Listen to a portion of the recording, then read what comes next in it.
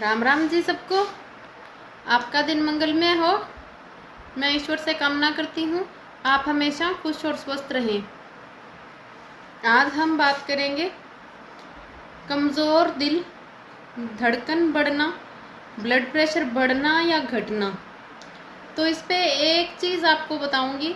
वैसे तो वही दवाइयाँ बहुत है, लेकिन किसको कौन सी लग जाए, कौन सी सर्वोत्तम निकल जाए, ये सबसे अच्छी औषधि है, सबसे पुरानी है। पुराने वैद्य, हमारे ऋषि मुनि ये इस्तेमाल करते थे, तो आप इसे अपना सकते हैं। कोई नुकसान नहीं है, कोई भी ले सकता है।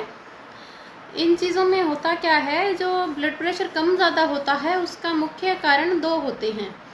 एक तो आपको जो कोलेस्ट्रॉल बढ़ रहा है, कहीं ब्लॉकेज हो रही है, नॉर्मल सी जैसे बाहर मशीनों में कचरा आता है, यदि मशीन में कचरा है तो पंपिंग में दिक्कत रहेगी, कम या ज़्यादा ब्लड प्रेशर होना एक तो कारण वो होता है।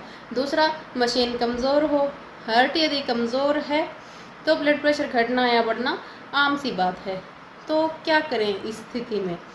तो आपको करना क्या है, बरगद जो होता है, जिसे आम भाषा में हम बड़ बोलते हैं, बरगद का आपको दूध सुबह सूर्य उदय जब होने वाला हो, पूरा निकला ना हो, उस समय 11 बूंद बरगद का दूध पताशे पे डाल के आप लें। कोई कड़वा नहीं है, कोई पताशा इससे पिघलता नहीं है, बहुत ही अच्छी दवा है। केवल 11 बूंद बरगद का दूध पताशे के ऊपर सिर्फ 3 दिन ही सेवन करना है।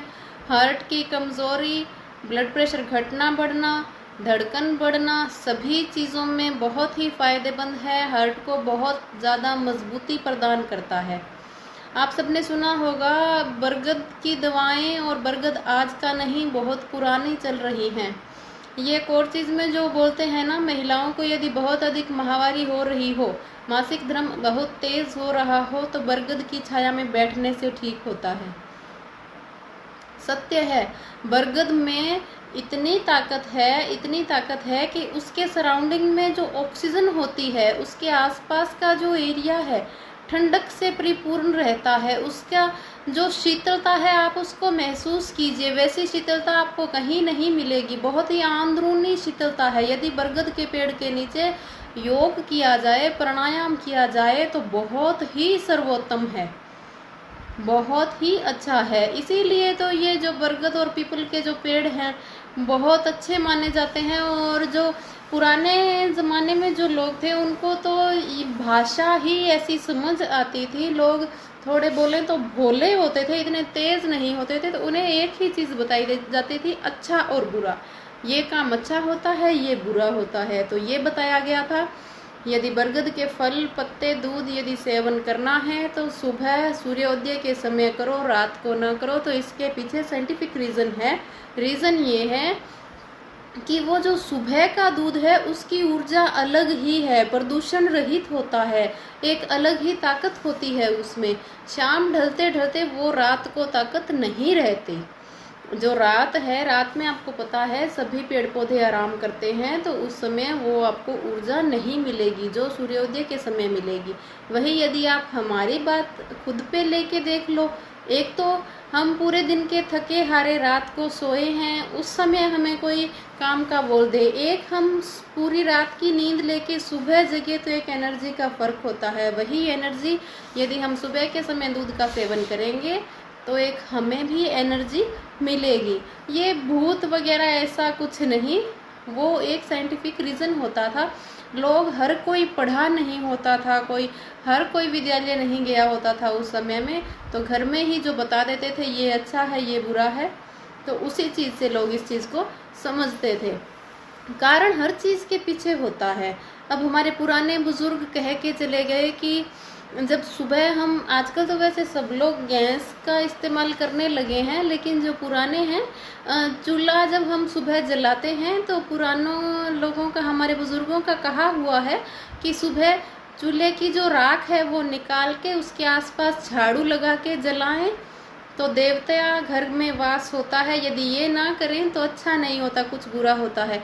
तो उनको यही पता है, कोई रीज़न नहीं देखता। उसके पीछे रीज़न था। होता क्या है, शाम को जब रोटी हम बनाते हैं तो उस समय रात को तो कोई झाड़ू लगाता नहीं, तो हर बार उसके कोई जो आटा है वो बिखरा हो, कोई रोटी जब चूल्हे के अंदर सेकी जाए तो हल्का फुल्का पापड़ या कुछ टूट के गिर गया हो तो कीड़ियाँ आ जाती है। और सुबह होते ही यदि हम उसमें से राख नहीं निकालेंगे, झाड़ू नहीं लगाएंगे, तो यदि चूल्हे के अंदर एक भी कीड़ी जल गई तो वो सुबह ही पाप हो गया। जितनी उसके अंदर जान है उतनी ही हमारे अंदर है। तो ये रीज़न थे।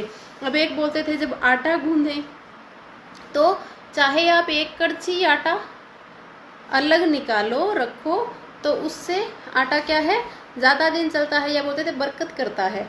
तो वो ये कारण था। पहले जो औरतें थी हाथ से आटा पीसती थी, तो उस समय ये कोई फ़ोन का और ये था नहीं ना, इतनी चक्कियाँ थी।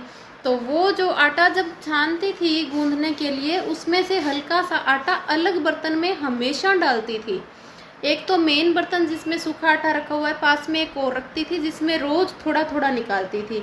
उसका क्या कारण था, यदि किसी समय आटे की पिसवाई ना की गई हो या थोड़ा कम आटा हो, ख़त्म होने वाला हो, अचानक मेहमान आ जाएं तो वो आटा इस्तेमाल किया जा सके रात के समय में खिलाने के लिए। और पहले का जो समय था वो लोगों की सहन शक्ति बोलो, आओ भगत बोलो, शांत स्वभाव बोलो, कुछ भी कह लो, रात को भी यदि मेहमान आ जाते थे 5-7 तो खाना बनाना, और पहले वाले तो रहते भी बहुत दिन थे। आजकल तो बात करें तो एकल समाज बन गया है, ना तो कोई जाके खुश, ना कोई आके खुश, ना कोई किसी को देख के खुश। भी कोई आए 2 दिन भी मेहमान आ जाए तो यदि सेवा करनी पड़े तो उनको बोझ सा लगता है कि ये कब जाएंगे, और ना किसी के पास इतना समय है कि कोई कहीं जाके रहे। तो इन चीज़ों के पीछे कारण था। आज लोग क्या है इस चीज़ को समझते नहीं है, सिर्फ पकड़ रखा है पीछे से। बोलते हैं आटा गूंधे तो उसमें से हल्का सा निकाल के से उसी बर्तन सिंगल में जिसमें से लिया है उसी में रख दिया तो वो हमें कब काम आया। और आजकल तो चक्कियाँ हैं और इतनी सुविधाएं हैं, आजकल हर गांव में दुकानों पर मिलता है, तो ऐसी कोई समस्या नहीं। फ़ोन है, हमें पता होता है मेहमानों का। तो ये सब कुछ कारण थे। ये बात में बात आगे बातें बढ़ गई जो कि मेडिकल से रिलेटेड नहीं थी। यदि किसी को ना अच्छी लगे तो माफ़ी चाहती हूँ।